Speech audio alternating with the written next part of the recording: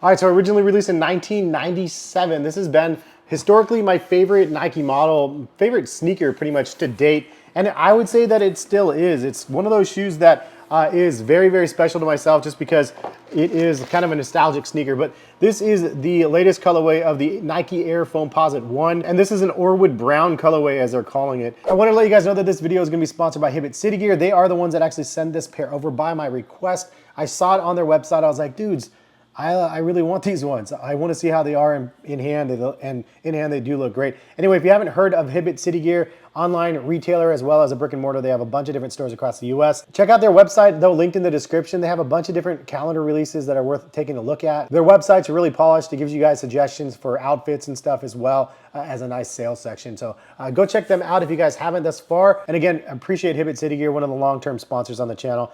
Greatly appreciate you sending over one of my favorite sneakers of all time. This one has a little bit different features from some of the other versions, but I wanted to go ahead and give you guys kind of an overview of this one and have more of a discussion about the Nike Foamposite in general. Like, where does this stand on your guys' sneaker hit list for 2024, 25? Is this a shoe that you guys see a revival of or not?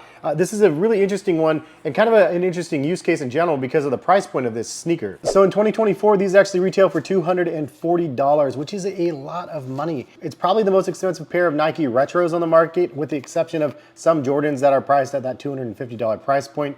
Those are usually for pretty premium versions. So these are pretty much the pinnacle of Nike's creations when it comes to like a premium expensive product, partly because of the way that this shoe was actually created originally. In order for Nike to make this shoe, they actually had to create this crazy like mold process for this injected foam. And so it was a very, very expensive process to actually create the product. Can you imagine different molds for all the different sizes? Any which way, it was very expensive, and originally released in 1997, these actually cost $180. But if you think about inflation nowadays, this is only $60 more than the original price that it was originally released at. Now, if you look at an inflation calculator, $180.97 would be $352 in today's day and age. Can you imagine them trying to charge $350 for a pair like this? So obviously with inflation, these didn't go up as much, but can they go up that much in this day and age? In the economy right now, it's not a great idea. It's a really risky pair of sneakers to release in 2024 because the retail is so high. It is a vintage sort of vibe to it. Again, released in 97, even though it is a very futuristic, timeless looking shoe in my opinion. I absolutely love the look of this shoe. This is the one that really brought me to sneakers back in the day, and it's still the model that I can look at it and put it on feet and go, okay, like, I'm wearing a Nike Foamposite.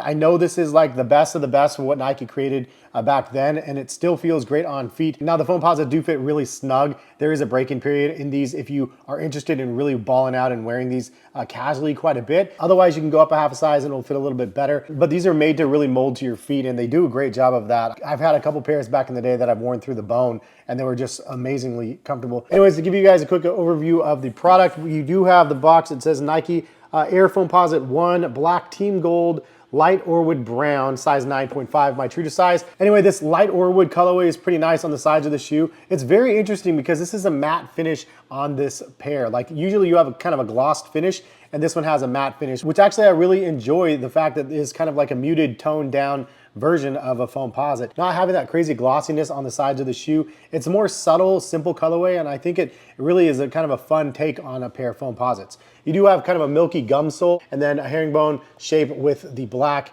with the traction. You do also have a carbon fiber plate in the middle of the foot. This is carbon fiber as well as it was back in the day, which is nice to see. And also you have the 1C branding on the bottom of the shoe as well as on the tongue and on the back of the shoe. I'm wondering if Penny actually gets royalties from these.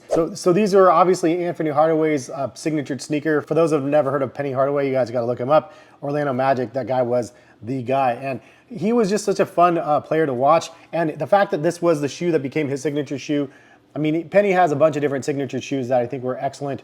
This was by far my favorite one. Fun fact though, he wasn't actually the very first person to be seen wearing these on court. Mike Bibby was, so it's kind of fun to be able to see like the evolution of what the Foamposite has become. Now also, for those that didn't know, they actually had two different versions. They had the Pros that actually had a Nike swoosh on the sides of the shoe, and then the Foamposite 1, which had the 1C on the shoe in the branding. The Foamposite Pros don't actually have the 1C because it's not Penny Hardaway's shoe, even though the shoe is pretty much exactly the same. For this pair, you do actually have leather around the lace holes of the shoe. I don't really like that, to be honest.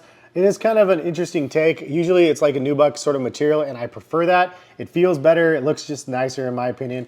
And this leather doesn't feel like very premium considering the price point of 240. I do like that traditional like liner that you have here with the tongue and the heel of the shoe. It's kind of like a mesh neoprene sort of combination here, and then you do have two pull tabs, one in the front and the back, and it is very helpful and obviously functional as you put on the shoes. You have Nike Air branding on the bottom of the insole. And then one other detail that's just nice to point out is you actually have an embroidered line up the tongue of the shoe, and that is in the light Orewood colorway, as well as on the back you have the embroidered 1C. You also do have a small embroidered swoosh right here on the side of the shoe. Black liner, black laces, black tongue, and pull tabs. So I like the overall theming of the shoe. It's very simple, like I said. Back to the conversation at hand though, where does this sneaker land in 2024? Is this a shoe that younger people are gonna pick up and go, I really like the Nike Foamposite? I feel like there is a luster to the Nike Foamposite because it is one of the original pairs of sneakers that was very expensive. It still is very, very expensive in this day and age, but I don't know if a lot of people really care about the fact that it's the most expensive pair of Nikes. I think there's a generated interest because of it, and I think that there's always going to be some sort of luster in my mind because it is like the iconic pinnacle of like a Nike basketball sneaker done with all this crazy tech. But I also recognize that this is significantly old technology for people to actually hoop in. It's a very, very heavy shoe.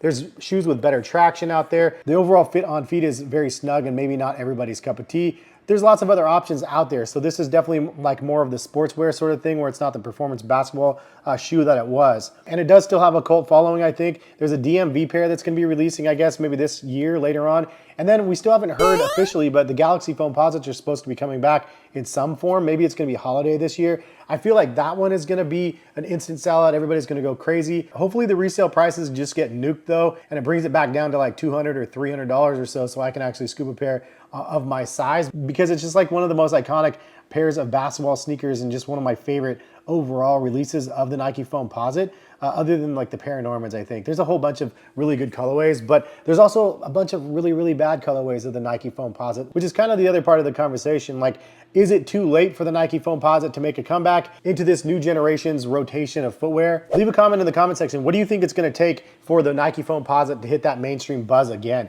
I mean, right now you see AE1s going crazy. The AE1 definitely kind of has the overall vibes of the Nike Foamposite 1, in my opinion. It's heavier, it has guarded sides of the shoe. Like, I don't know, there's just something about that that reminds me of the Foamposite 1. So can the AE1 help jumpstart the Nike Foamposite 1 again? I feel like the Nike Foamposite 1 can do all sorts of crazy stuff. The Galaxy print was the very first one we saw an actual print on the sides of the shoe.